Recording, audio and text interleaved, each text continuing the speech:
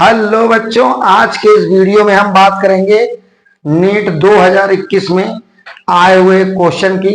क्या है question?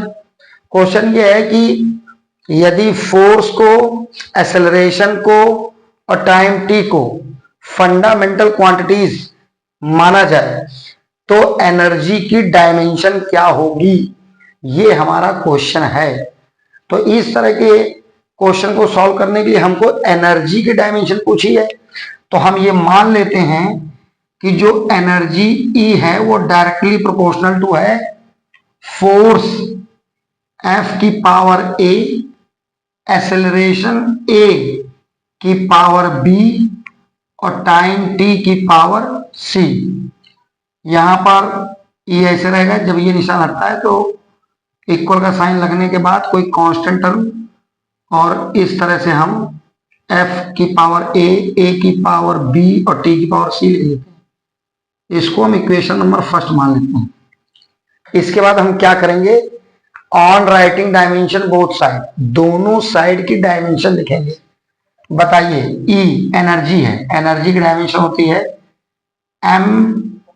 mL²T-2, यानी कि mL2T-2 इक्वल के तो कांस्टेंट इसकी लिखेंगे नहीं, फोर्स mL_T-2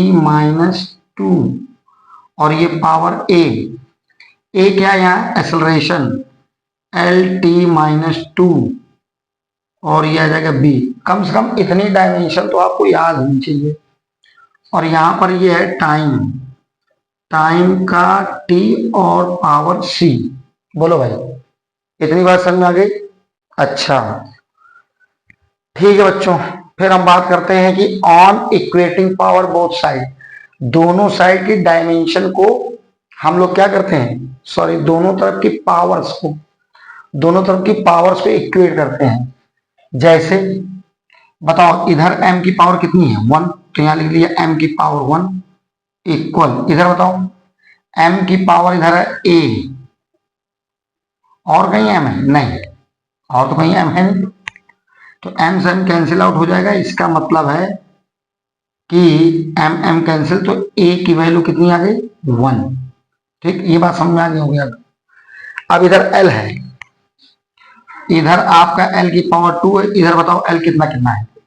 यहाँ l की पावर a बनेगा और l है यहाँ ये, तो ये बनेगा b, यानी कि इंटू l की पावर b, और तो कहीं l है नहीं।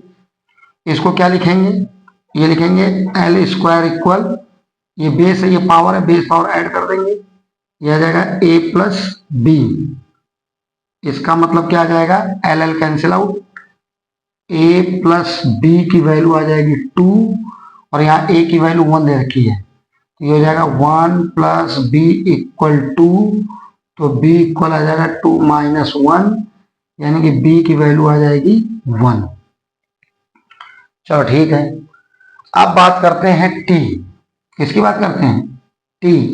तो यहाँ T की पावर कितनी है, यहाँ T की पावर -2 इक्वल, इधर बताओ T की पावर कितना है, इधर है T की पावर -2a और इंटू T की पावर -2b और इंटू T की पावर C।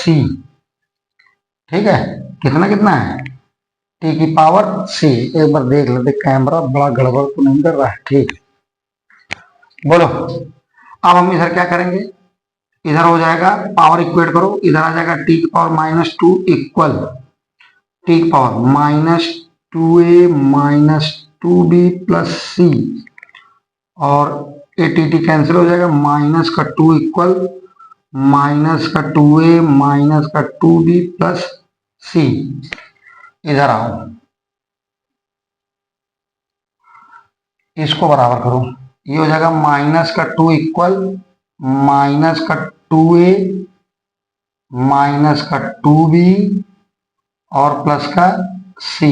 बोलो, अब इसको सॉल्व करो, -2 इक्वल -2 इंटू a की वैल्यू कहाँ निकाली है आपने, ये 1, -2 इंटू b की वैल्यू कहाँ निकाली है 1, प्लस सी, तो ये हो जाएगा -2 इक्वल -2 और प्लस का सी, -2 इक्वल इधर आ जाएगा -4 प्लस का सी की वैल्यू निकालनी, इसको इधर ले आओ, तो -2 + 4 इक्वल सी, तो 2 इक्वल सी की वैल्यू ये आ गई।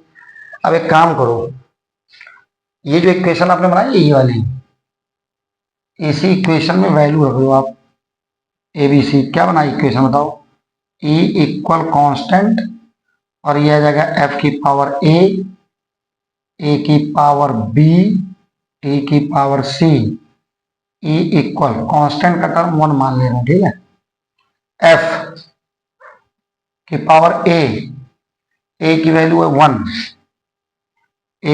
b की वैल्यू है 1 और t की पावर c है ना, c की वैल्यू है 2, तो यानी कि आ जाएगा E इक्वल, ये आ जाएगा 1 तो लिखा नहीं जाता है, तो FAT², जहां पर ये लिखा होगा वो सही माना जाएगा। बताओ भाई कौन सा सही है, क्या ये सही है, FAT², ऑप्शन नंबर सी सही है, ठीक है। तो बच्चों उम्मीद करता हूं कि आपको ये क्वेश्चन बहुत अच्छी तरह समझ में आ गया होगा। मिलते हैं इसी तरह के एक और अच्छे क्वेश्चन के साथ, तब तक के लिए ऑल द बेस्ट और मस्त रहिए।